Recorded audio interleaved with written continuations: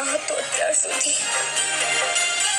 તારા બાપુજીની ઈચ્છા મુજબ તારા લગ્ન થાય એટલે તો હું તારાથી દૂર થઈ ગયો તો પણ તે હજી સુધી લગ્ન કેમ નથી મોકલી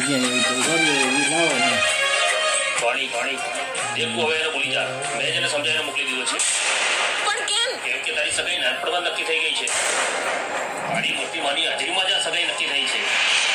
પણ હવે જો તું આ લગ્નની ના પાડીશ ને તો મારી આબરૂ ના ઝઘડાવશે અને મારે ઝેર પીવાનો વારો આવશે. ના પપ્પા, હું આવું નહીં થવા દઉં. તમારી આબરૂ પણ નહીં જાય અને મારા લગ્ન પણ થઈ જશે.